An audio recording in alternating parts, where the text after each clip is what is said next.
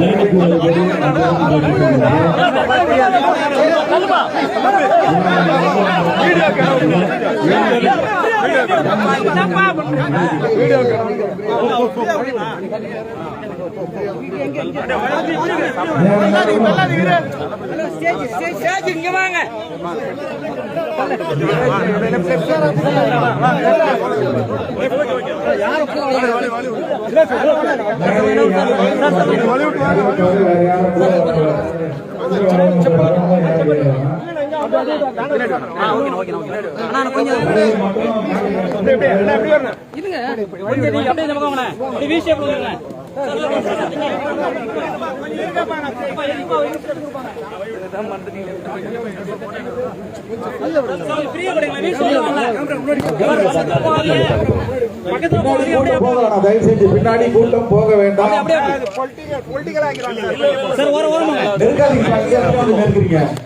Sir பொறுமையா sir கொஞ்சம் பொறுமையா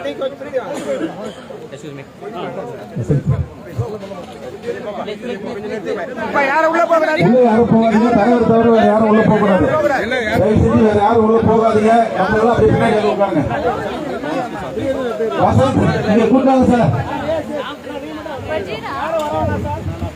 அவங்க டிஸ்டர்ப் பண்ண வேணாம்.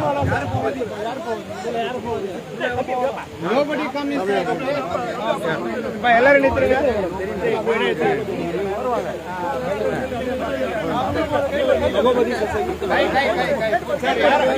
அப்புறம் பண்ணுங்கப்பா.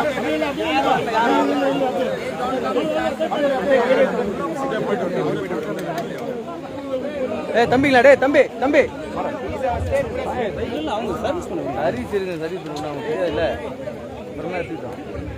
எழுச்சி தலைவர்கள் தயவு செய்து மேடைக்கு வரும்படி அன்புடன் கேட்டுக்கொள்கின்றோம். உணவு அருந்தி அவர்கள் உணவு அருந்துவது தனிப்பட்ட ஒரு நிகழ்வாக இருப்பதால் தயவு செஞ்சு அங்கே யாரும் போக வேண்டாம். தலைவரை தவிர வேறு யாரும் போக வேண்டாம் என்று கேட்டுக்கொள்கின்றேன்.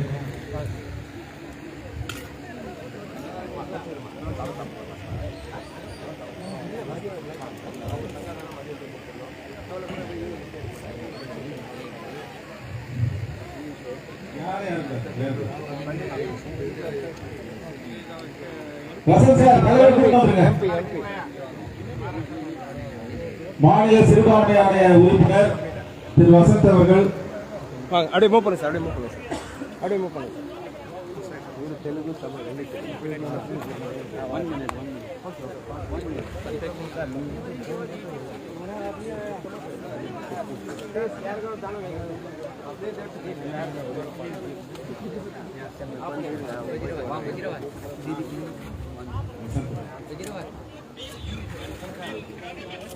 கர்நாடகா சார் வசந்த் சார் வந்துருங்க.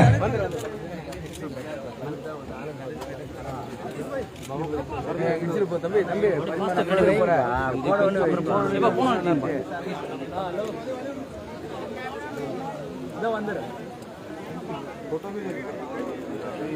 போயிட்டேன்னா கேட்கறதுக்கு ஒருத்தம் போயிட போகுது. ஐயா தம்மசீலர் அவர்களும் புத்தபிரகாசம் அவர்களும் தயவு செஞ்சு மேடைக்கு வாங்க. பிக்கு தம்மசீலர் ஐயா அவர்களும் சாப்பிடுறாங்க.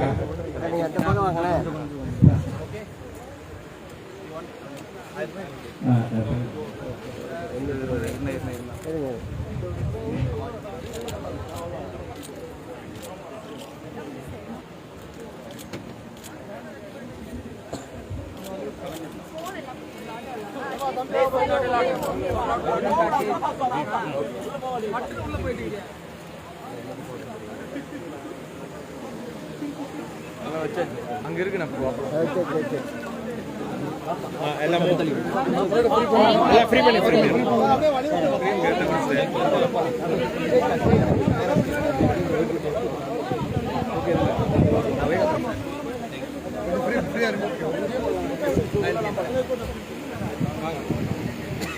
கொஞ்சம் ஃப்ரீயா விட்டுருங்க சார். கொஞ்சம் ஃப்ரீ பண்ணுங்க சார். ஃப்ரீ பண்ணுங்க. ஃப்ரீயா இருங்க நீங்க.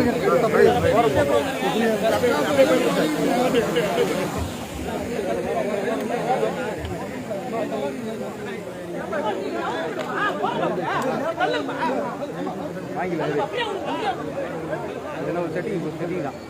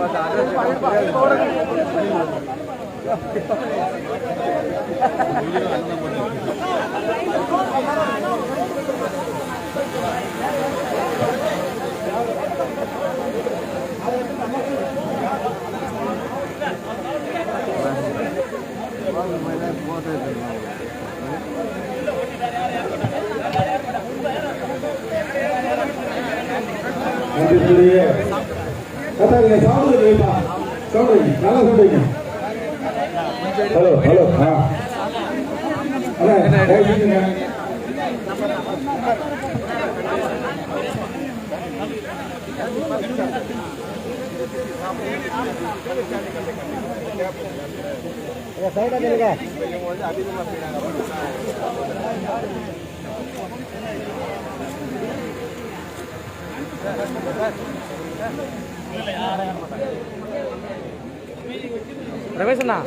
ரமேஷ் அண்ணா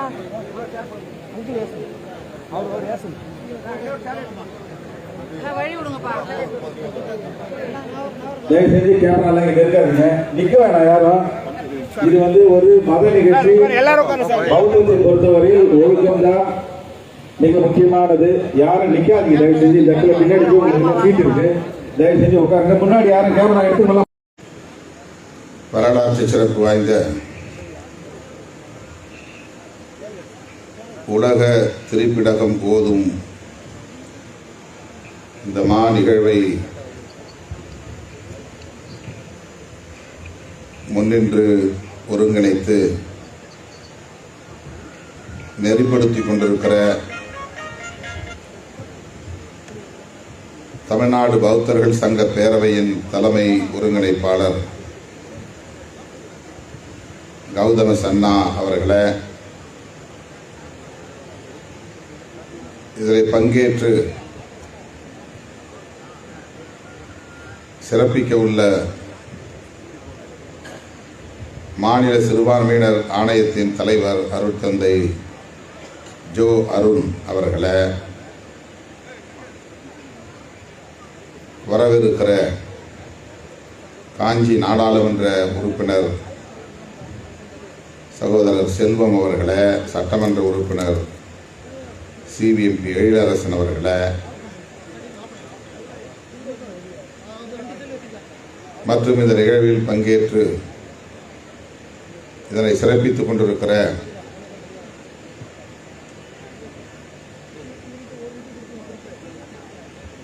இந்த விகார் கவுன்சில் செயலாளர் அன்பு சகோதரர் திருநாவுக்கரசு அவர்களே, பொருளாளர் கோவி பார்த்திபன் அவர்களே, சிறுபான்மையினர் உறுப்பினரவையின் பொருளாளர் மகா தினகரன் அவர்களே, புத்தர் சிலைகள் பாதுகாப்பு குழு செயலாளர் சுந்தர வடிவேல் அவர்களே, மா அம்பேத் ஆனந்தன் அவர்களே, மழைமேனி பாண்டியன் அவர்களே, கே பிரியா அவர்களே, ராதா ஜெயலட்சுமி அவர்களே, லக்ஷ்மிபாய் பாக்கியலட்சுமி, சந்திரிகா, தேவி, வேலன், தம்மதேவா, வசீகரன், கௌதமன், மூர்த்தி, லிங்கேசன், பாலு, நாகராஜன், கிருஷ்ணன், கலைச்செல்வி, ரகு, தேவேந்திரன் உள்ளிட்ட முன்னணி பொறுப்பாளர்களே, சங்க பரிபாலன மகா சங்காதிபதி வணக்கத்திற்குரிய பிக்கு தம்மசீலர் அவர்களே, செயலாளர் போதி அம்பேத்கர் அவர்களே, பிரதாந்த் நாகராஜ் அவர்களே மற்றும் இந்த நிகழ்வில் பங்கேற்று சிறப்பித்திருக்கிற வணக்கத்திற்குரிய பிக்குகளே, இந்த நிகழ்வில்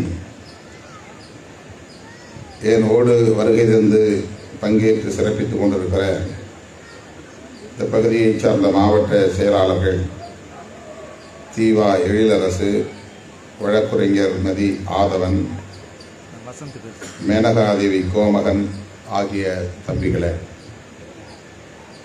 இந்த நிகழ்வை முன்னின்று நடத்தி கொண்டிருக்கிற சிறுபான்மையினர் பேரவையின் உறுப்பினர் அன்பு இளவல் வசந்த் அவர்களே, அண்ணன் நீலவானத்து நிலவன் அவர்களே,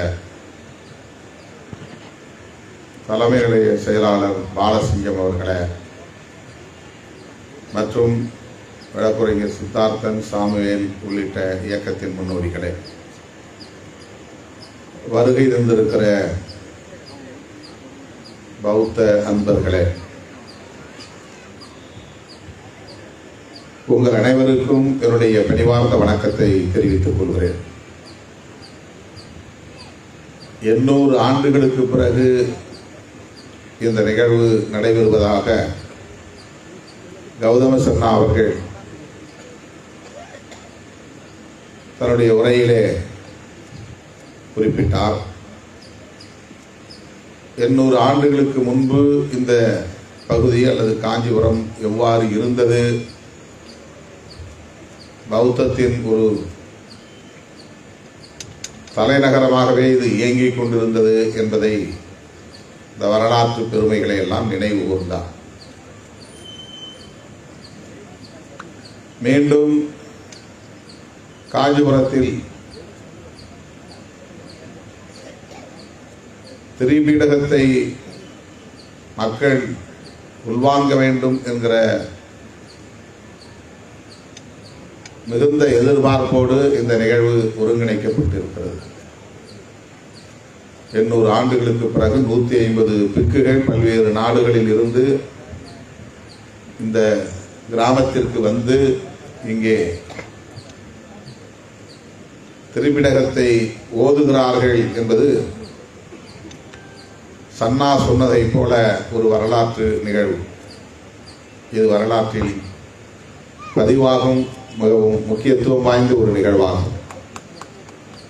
இத்தகைய பெருமைக்குரிய ஒரு நிகழ்விலே பங்கேற்று உங்களிடையே சில நிமிடங்கள் உரையாற்றுவதற்கான வாய்ப்பை எனக்கு வழங்கியதற்காக இந்த நிகழ்வின் ஒருங்கிணைப்பாளர்கள் அனைவருக்கும் என்னுடைய நெஞ்சார்ந்த நன்றியை உரித்தாக்குகிறேன். மாலை 4 மணிக்கு நான் வருவதாகத்தான் சன்னாவிடம் சொல்லியிருந்தேன், வசந்த் அவரிடத்திலும் கூறியிருந்தேன்.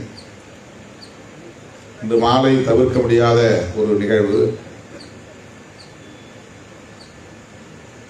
அது மட்டுமில்லாமல் என்னுடைய அருமை தாயார் அவர்களும் இப்போது மருத்துவமனையில் அனுமதிக்கப்பட்டிருக்கிறார். மருத்துவமனைக்கு கூட போகாமல் நான் நேரடியாக இங்கே வந்துவிட்டேன். இந்த நிகழ்வை முடித்துக் கொண்டு அங்கே செல்ல வேண்டும். இவ்வளவு நெருக்கடியான நிலையிலும் கூட இந்த நிகழ்வுகளை பங்கேற்க வேண்டும் என்கிற பேராவலோடு நான் வந்து உங்கள் முன்னால் நின்று கொண்டிருப்பதில் மகிழ்ச்சி அடைகிறேன். மீண்டும் ஒரு முறை இந்த வாய்ப்பை வழங்கிய உங்கள் அனைவருக்கும் என்னுடைய நன்றியை உரித்தாக்குகிறேன். தமிழ்நாட்டில் மட்டுமல்ல, இந்தியா முழுவதும் பௌத்தம் செழித்திருந்த காலம் ஒன்று உண்டு. இந்தியா மட்டுமில்லை, தென்கிழக்கு ஆசிய நாடுகள் முழுவதும் பௌத்தம் கோலோச்சிய காலம் இருந்தது. மாமன்னர் அசோகருக்கு பிறகு அது எவ்வளவு பெரிய எழுச்சியை பெற்றது என்பதை வரலாற்றில் நாம் அறிகிறோம்.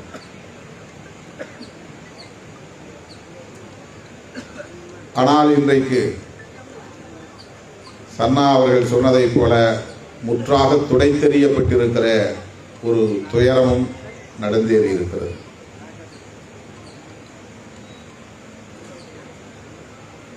பௌத்தம் அந்த அளவுக்கு மன்னர்களால், மாமன்னர் அசோகர் மட்டுமல்ல, அதற்கு பிறகு இந்த ஹர்ஷர், கனிஷ்கர் போன்ற மன்னர்களால், மௌரிய பேரரசர்களால் இது செழித்தோங்கி இருந்தது, வளர்ந்தோங்கி இருந்தது என்பதை வரலாறு நமக்கு உணர்த்துகிறது. பிறகு எப்படி இவ்வளவு பெரிய வீழ்ச்சியை சந்திக்க நேர்ந்தது? இதிலிருந்துதான் நாம் இதனை மீண்டும் புத்துயிர்ப்பு செய்ய முடியும்.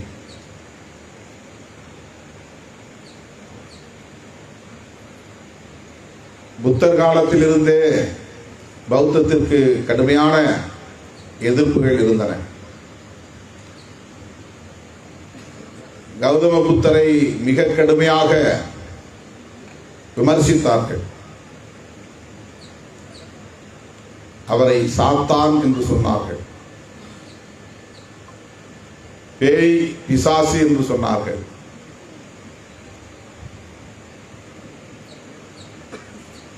இந்த மதமே நாத்திக மதம் என்றுதான் அழைக்கப்பட்டது.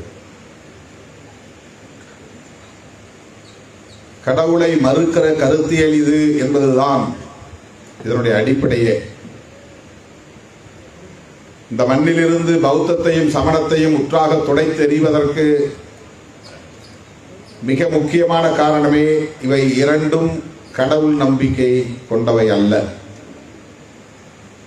பௌத்தத்திலும் சமணத்திலும் கடவுள் நம்பிக்கை கிடையாது. கடவுளை பற்றிய போதனைகள் இல்லை, கடவுளை பற்றிய ஆய்வுகள் இல்லை. கடவுளை பற்றிய எந்த நிலைப்பாடும் இல்லை என்கிற போது வழிபாடு தொடர்பான எந்த சடங்கு சம்பிரதாயங்களும் இல்லை. எல்லா மதங்களும் வழிபாட்டுக்குரியது கடவுள் என்று சொன்னபோது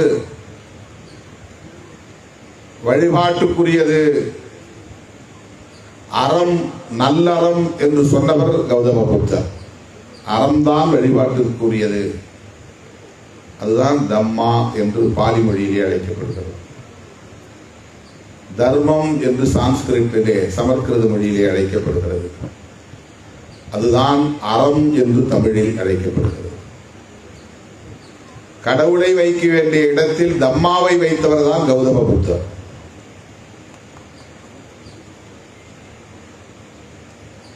தம்மாவை வைக்கிற போது தம்மாவுக்கு உருவம் தேவையில்லை, எனவே உருவ வழிபாடு தேவையற்றது என்கிற ஒரு வழிமுறை பௌத்த நெறிமுறையாக இருந்தது.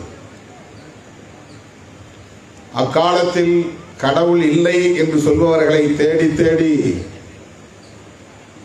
அழித்தொழித்தார்கள். கடவுளுக்கு எதிரான கருத்துக்களை பேசுகிறவர்களை உயிரோடு விட்டு வைக்க மாட்டார்கள். மத நம்பிக்கைகளுக்கு எதிராக எந்த பிரச்சாரத்தையும் செய்ய அனுமதிக்க மாட்டார்கள். பைபிளில் உள்ள கருத்துக்களுக்கு எதிராக பேசிய அனைவரையும் அறிவியல் சார்ந்த கருத்தாக இருந்தாலும் கூட அது கடவுளுக்கு எதிரான கருத்து என்று அவர்களை தேடி தேடி அழித்தார்கள். இந்த பூமி உருண்டை என்று சொன்னதற்காக கலீலியோ தாக்கி கொல்லப்பட்டான். பைபிளில் அப்படி சொல்லப்படவில்லை, நீ கடவுளுக்கு எதிராக பேசுகிறாய் என்று கொல்லப்பட்டான். அப்படிப்பட்ட அந்த காலத்தில் அறிவியல் சார்ந்து சிந்தித்த மகான், பகுத்தறிவின் அடிப்படையிலே சிந்தித்து மக்களை வழிநடத்திய மகான் கௌதம புத்தர்.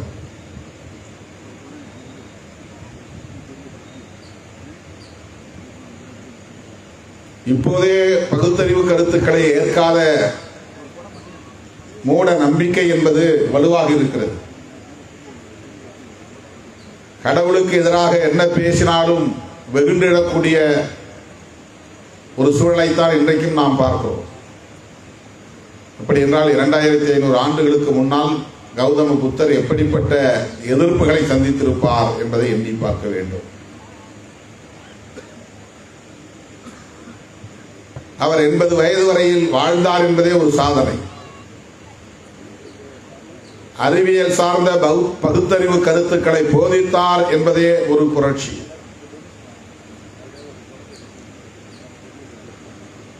பௌத்தம் என்பது பகுத்தறிவு சிந்தனை என்பதைத்தான் அதற்கு பிறகு வந்த அனைவருமே பரப்பிய காலமாக இருந்தது. காலப்போக்கிலே கடவுளை பற்றி பேசாத ஒருவரை கடவுளாக்கிவிட்டோம் நாம் என்பதுதான் நாம் உணர வேண்டிய ஒன்று. எல்லா மதங்களிலும் அவர்கள் உருவாக்கிய யாரும் கடவுள் இல்லை. நபிகள் நாயகம் கடவுள் இல்லை. இயேசு பெருமானும் கடவுளின் பிள்ளை, கடவுள் இல்லை. கர்த்தர் என்று ஒரு கடவுள் இருக்கிறார் என்று பைபிள் நம்புகிறது, கிறிஸ்டியானிட்டி நம்புகிறது. இந்து மதம் சிவன் என்ற ஒரு கடவுள் இருக்கிறார், மகாவிஷ்ணு என்று கடவுள் இருக்கிறார், பிரம்மன் என்று கடவுள் இருக்கிறார் என்று வேறு உருவகங்களை அவர்கள் முன்வைக்கிறார்கள். அவற்றை போதித்த யாரென்றே தெரியாது இந்து மதத்திலே. கிருஷ்ணர் கடவுள், ஆனால் அந்த கிருஷ்ணரை கடவுள் என்று சொன்னவர் யார் தெரியாது. சிவபெருமான் கடவுள், அந்த கடவுள் யாரால் அறிமுகப்படுத்தப்பட்டார் அல்லது சொல்லப்பட்டது என்று தெரியாது. நபிகள் நாயகம் அல்லாஹ் என்று ஒருவர் இருக்கிறார், அவர் ஆணோ பெண்ணோ தெரியாது, அல்லாஹ் அவ்வளவுதான், அவர் கடவுள். அதை சொன்னவர் நபிகள் நாயகம். அது இஸ்லாம் என்ற ஒரு மதமாக வளர்ந்து இருக்கிறது. ஏனென்றால் அதிலே கடவுள் நம்பிக்கை உண்டு. கடவுள் நம்பிக்கை உள்ளதுதான் மதம். மதம் என்பது கடவுள் நம்பிக்கையை பரப்புகிற நிறுவனம், அது ஒரு இன்ஸ்டிடியூஷன். அம்பேத்கர் சிந்தனைகளை பரப்புகிற கட்சி விசிகே, அவ்வளவுதான். இதுபோல பல கட்சிகள் நாடு முழுக்க இருக்கலாம், உலகம் முழுக்க இருக்கலாம். அடிப்படை அம்பேத்கருடைய சிந்தனைகள். அதுபோல கடவுள் என்கிற ஒரு கான்செப்ட் உலக மாந்தரிடையே உண்டு. அந்த கடவுளை பற்றிய சிந்தனைகளை பரப்புகிற நிறுவனங்கள் தான் மதங்களாகின்றன. கடவுள் பற்றிய நம்பிக்கை என்பது வேறு, அந்த நம்பிக்கையை ஒட்டி பரப்புகிற நிறுவனங்கள் என்பது வேறு. அந்த கருத்தியலை பரப்புகிற நிறுவனங்கள் வெவ்வேறு பெயரில் இயங்குகின்றன. இஸ்லாம் என்கிற பெயரில் ஒரு நிறுவனம் இயங்குகிறது, இந்து மதம் என்கிற பெயரில் ஒரு நிறுவனம் இயங்குகிறது. அது கடவுள் நம்பிக்கை பற்றிய போதனைகளை செய்கிற பரப்புகிற அமைப்புகள். கௌதம புத்தருக்கு பிறகு வந்தவர்கள் அதனால்தான் இதை சங்கம் என்று சொன்னார்கள். இது மதம் அல்ல. பௌத்தம் என்பது சங்கம், பௌத்தம் என்பது மதம் அல்ல. சங்கம் என்பது ஒரு கம்யூன் லைஃப், எல்லோரும் இணைந்து வாழக்கூடிய ஒரு இடம், சேர்ந்து வாழக்கூடிய ஒரு வாழ்க்கை முறை.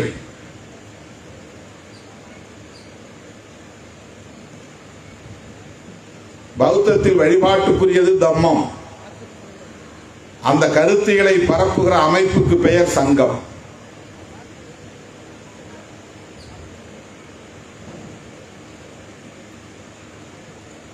உலக அளவில் இன்றைக்கு அது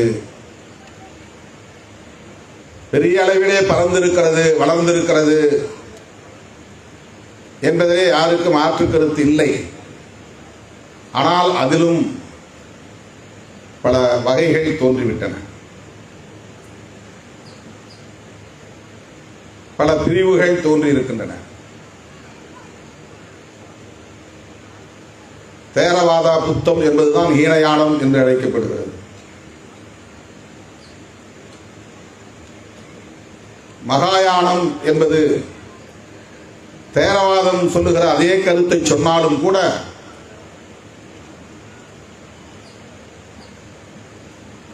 அது மகாவிஷ்ணுவின் அவதாரம் தான் கௌதம புத்தர் என்று நம்பக்கூடிய ஒரு பௌத்தம். மகாவிஷ்ணு தான் இங்கே கௌதம புத்தராக பிறந்தார் என்று சொல்லுகிற ஒரு கதை உண்டு, ஒரு கற்பிதம் உண்டு. அதை நம்பக்கூடிய மிக உயர்ந்த குடியை சார்ந்தவர்கள் பின்பற்றக்கூடிய ஒரு பிரிவாக அது மாறிவிட்டது. இவற்றையெல்லாம் நாம் புரிந்து கொண்டு உள்வாங்கிக் கொண்டு பௌத்தத்தை மக்களிடையே கொண்டு போய் சேர்க்கிற பணிகளில் நம்மை நாம் ஈடுபடுத்திக் கொள்ள வேண்டிய தேவை இருக்கிறது. இந்தியாவை பொறுத்தவரையில் பௌத்தத்தை இந்து மதத்தின் ஒரு கிளை என்று சொல்லி பரப்பிக் கொண்டிருக்கிறார்கள்.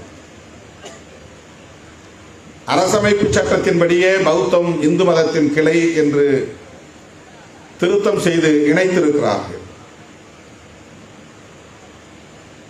அதனால்தான் புத்திஸ்டாக இருந்தால் இடஒதுக்கீடு உண்டு என்று அரசமைப்பு சட்டம் ஏற்றுக்கொண்டது.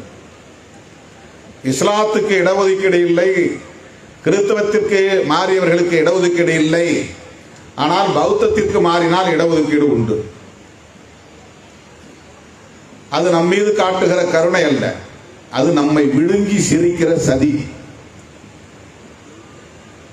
நம்மை ஸ்வாகா செய்கிற ஒரு முயற்சி, அது விழுங்கி சிரிக்கிற ஒரு முயற்சி. பௌத்தம் என்றால் அது இந்து மதத்தின் ஒரு கிளை. எனவே இந்து மதத்தை சார்ந்தவர்கள் பௌத்தத்தை இன்றைக்கு வெகுவாக ஆதரிக்க முன்வந்திருக்கிறார்கள்.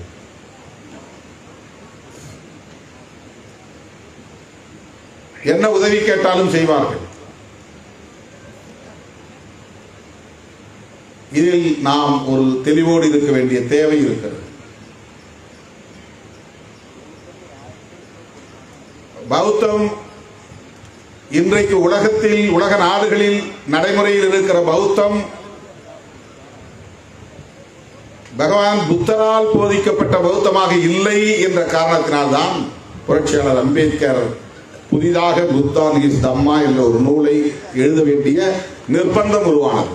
இல்லை என்றால் ஏற்கனவே இருக்கிற டெக்ஸ்ட் போதும், மகாயானத்தில் இருக்கிற புனித நூல் எதுவோ அது போதும், அல்லது தேரவாத புனித நூல் எதுவோ அதை போதும் என்று அவர் ஏற்றிருக்க முடியும். அப்படி எந்த நாட்டையும் பின்பற்றாமல் புதிதாக ஒன்றை உருவாக்க வேண்டும் என்று அவர் சிந்தித்ததன் விளைவாகத்தான் புத்தா ஹிஸ் தம்மா என்கிற ஒரு புதிய நூலை அவர் எழுதினார். எனவே அதுதான் நமக்கான புனித நூல். புரட்சியாளர் அம்பேத்கர் அவர்கள் எழுதியிருக்கிற புத்தா ஹிஸ் தம்மா என்பதுதான் நாம் உள்வாங்க வேண்டிய ஒரு கருத்தியல் பெட்டகம். அதற்கு அவர் என்ன பெயர் வைத்தார் என்றால் நவயானா என்று பெயர் வைத்தார். நான் உருவாக்க போகிற இந்த பாதை ஒரு புதிய பாதை. நவயானா என்றால் புதிய பாதை.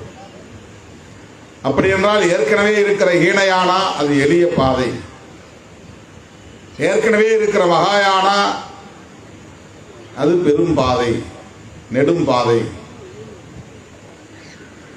அவர்கள் வாகனம் என்ற பொருளிலும் அதை குறிக்கிறார்கள். பாலியிலே மகாயானா என்றால் பெரிய வாகனம் என்று பொருள் என சொல்லுகிறார்கள்.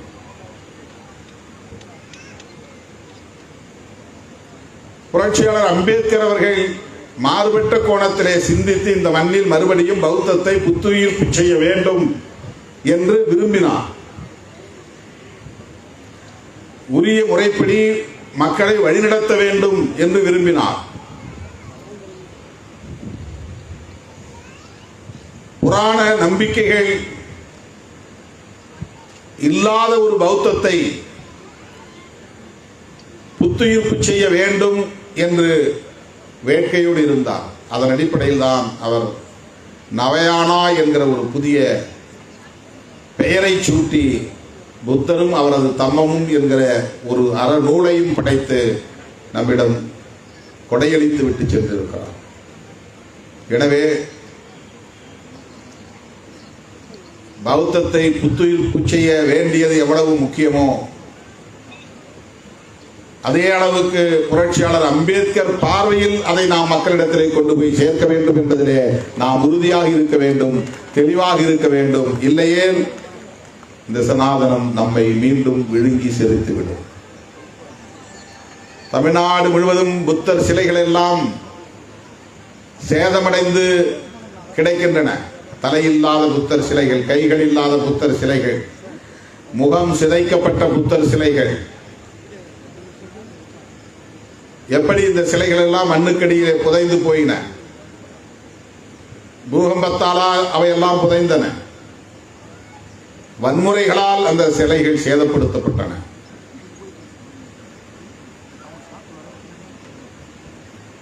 பூமிக்கு அடியிலே அவையெல்லாம் போனதற்கு இதுதான் காரணம்.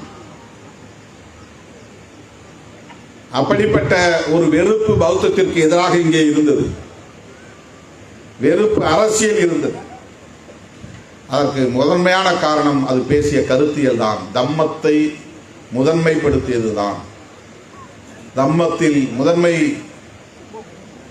முதன்மையான கருத்தியல் என்னவென்றால் தனிமனித ஒழுக்கமும் சமூக ஒழுக்கமும் தான். இதுதான் பௌத்தம். புரட்சியாளர் அம்பேத்கர் அவர்கள் அரசமைப்பு சட்டத்தை எழுதுகிற போது அதனுடைய முகப்புரையிலே பயன்படுத்திய 3 சொற்கள் விவாதத்திற்குரியன ஆயின. சுதந்திரம், சமத்துவம், சகோதரத்துவம் என்கிற அந்த 3 சொற்கள் குறித்து கடுமையான விவாதங்கள் எழுந்தன. அப்போது அவர் சொன்னார், எல்லோரும் விமர்சிக்கிறார்கள், பிரெஞ்சு புரட்சியில் இருந்து நான் இந்த சொற்களை கையாண்டேன் என்று. இல்லை, நான் பகவான் புத்தரின் போதனைகளில் இருந்ததை எடுத்து கையாண்டிருக்கிறேன் என்று சொன்னார். புத்தரின் போதனைகள் என்ன என்பதை மிகச் சுருக்கமாக சொல்ல வேண்டுமானால் சுதந்திரம், சமத்துவம், சகோதரத்துவம் என்பதுதான் பௌத்தம். அதுதான் பௌத்தம். இந்த மக்களிடையே, உலகம் முழுவதும் மனிதர்களிடையே சுதந்திரம் நிலவ வேண்டும், சகோதரத்துவம் பரவ வேண்டும், சமத்துவம் நிலை பெற வேண்டும் என்பதுதான். எனவே புரட்சியாளர் அம்பேத்கரின் வழியில் பௌத்தத்தை வெகு மக்களிடத்திலே கொண்டு போய் சேர்ப்பதற்குரிய தெளிவோடு நாம் கைகோர்த்து களமாடுவோம் என சொல்லி இந்த மாநாடு வெற்றி பெற வாழ்த்தி வாய்ப்புக்கு நன்றி கூறி முடிக்கிறேன். நன்றி, வணக்கம்.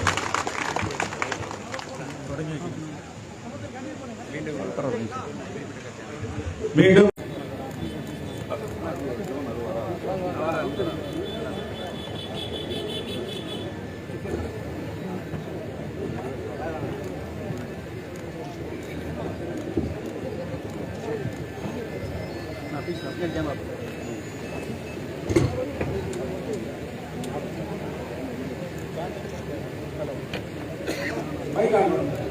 சாண்டிங் ப்ரோக்ராம் தொடங்குறதால தயவு செய்து அனைவரும் அமைதியாக இருங்க.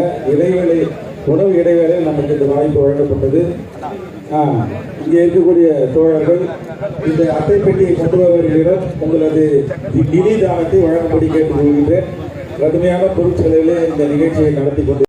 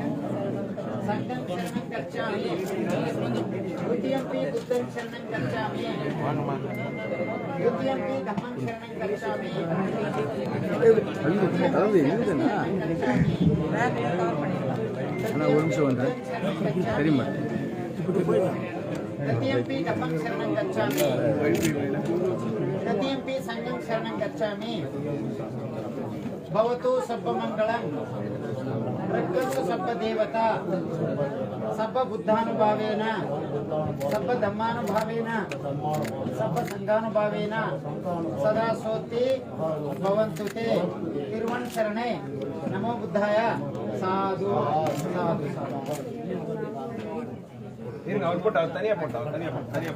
அண்ணா கொஞ்சம் தலையிடுங்க நீங்க வசந்தண்ணே. महापुण्य स्वामी आज वैदिक grace well happy and healthy நீங்க பார்த்து எப்படி நான் எப்படி பார்க்க முடியும்? நீங்க முன்னாடி தானே பார்க்க முடியும். Sanding stand up sanding stand போலாம் எல்லாம் மூவ் ஆன் சார் எல்லாம் வெளியே வந்துறோம் சார் வழி விட்டுருங்க. வழி விட்டுருங்க. எல்லாம் வெளியே போ.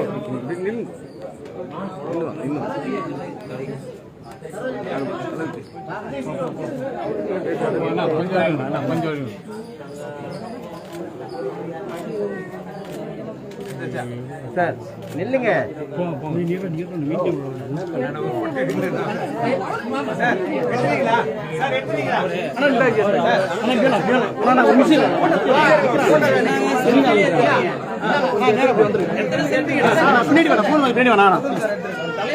வேகமா